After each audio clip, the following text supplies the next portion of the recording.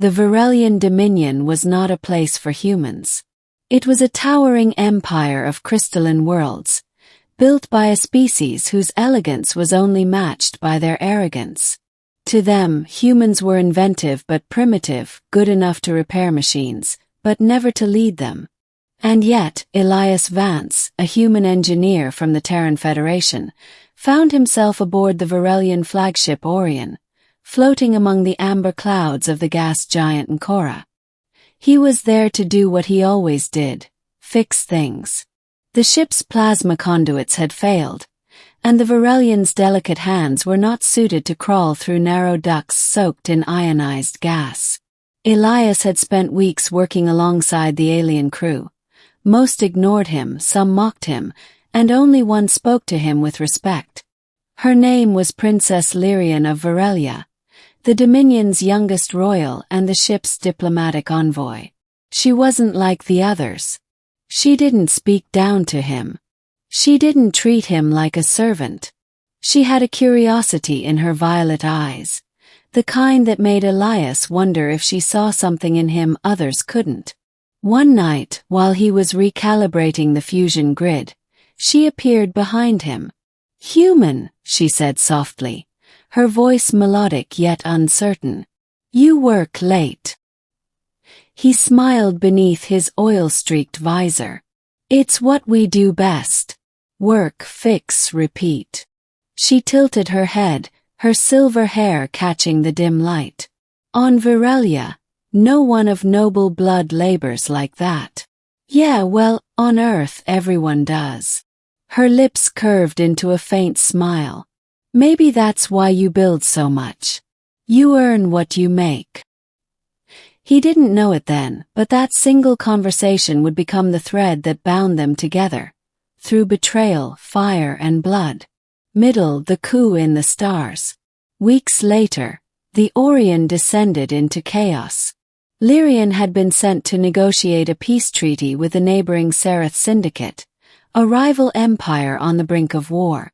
But not everyone in the Dominion wanted peace. A faction within her own guard, the elite Varelian Sentinels, believed Lyrian's compassion made her weak. They wanted conquest, not compromise. The coup began without warning. Elias was in the engine bay when the alarm screamed. Unauthorized energy discharge detected. Intruders on Deck 4. He sprinted through the maintenance halls, smoke filling the air. Varelian guards in shimmering armor fired plasma rifles at one another. Through the chaos, Elias glimpsed Captain Verith, the commander of Lyrian's guard, and the man leading the betrayal. "She's no leader," Verith shouted. "Her mercy will destroy us all. Take the ship." Elias ducked behind a panel as plasma bolts scorched the walls. He didn't understand Varelian politics, but he knew one thing. Lyrian was in danger. He grabbed a plasma wrench and ran. When he reached the royal chamber, 2 sentinels were forcing the doors open. Inside he heard her voice, terrified but unbroken. "You dare raise arms against your princess," she cried. Veritha's cold reply followed. "The Dominion needs strength, not softness." Elias didn't think. He slammed his wrench into the control panel, triggering an overload. The blast threw the sentinels back as he dove into the room. Lyrian turned in shock. "Elias!" He caught his breath. "You need to move now." Before she could answer, Verith stepped through the smoke, blade drawn. "The human thinks he can play hero," he sneered. Elias raised his hands. "You don't want to do this."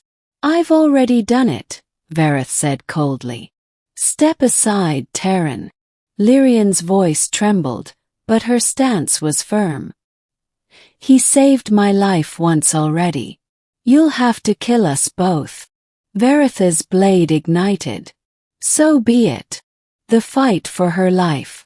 Elias wasn't a soldier, but years of crawling through wreckage had made him quick, resourceful, and desperate when cornered. As Verith lunged, Elias dodged. grabbing a broken conduit pipe from the floor. Sparks hissed as metal met plasma.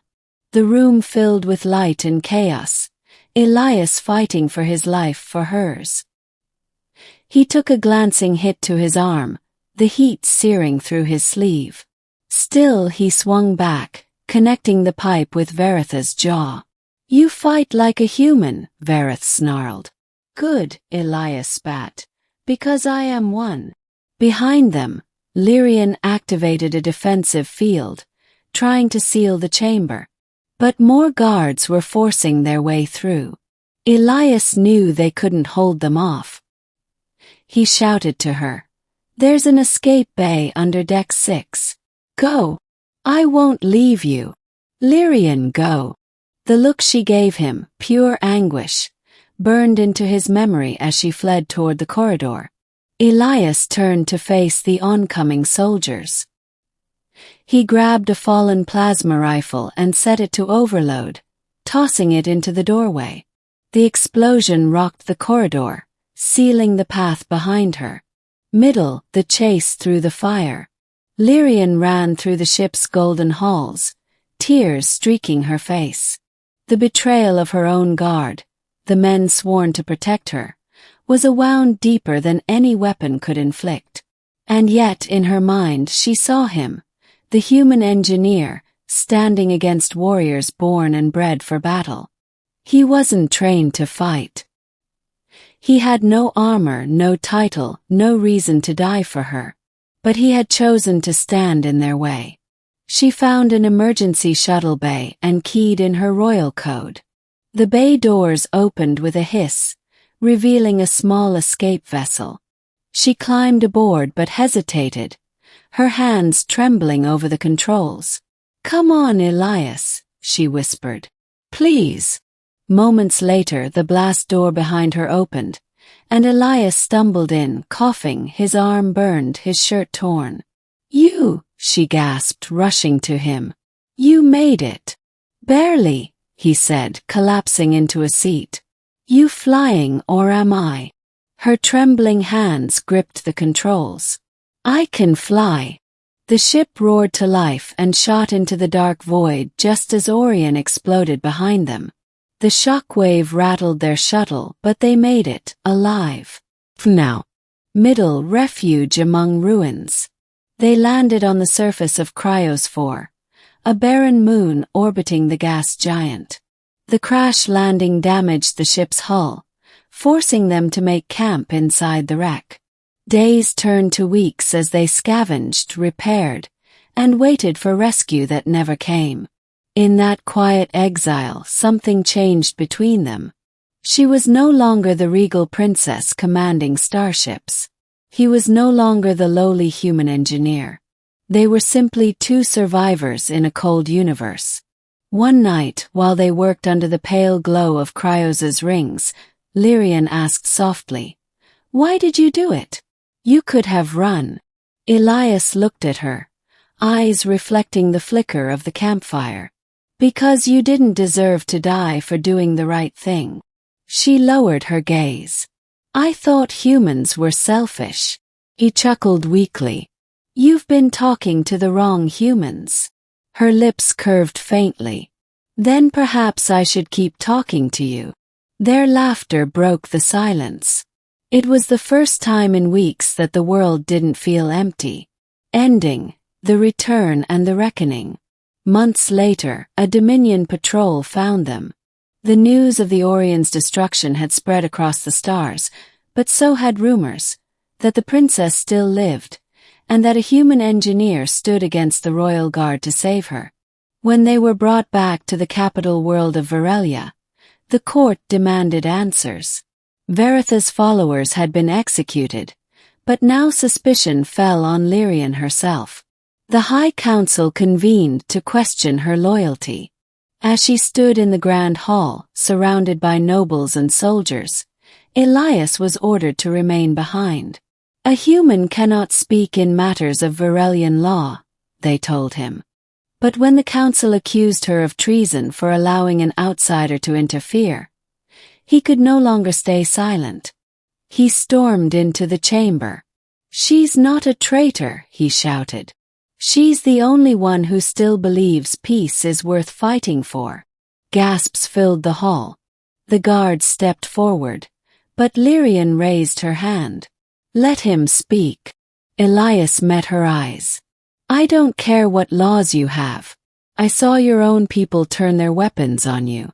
And she still tried to save them. That's not weakness. That's strength." Silence fell. Then the eldest counselor rose slowly. "Perhaps," he said, "the human is right. The bond that changed worlds." Lyrian was reinstated, her name cleared. The Dominion signed the treaty she'd fought for, an alliance with the Seraph Syndicate, ending decades of war.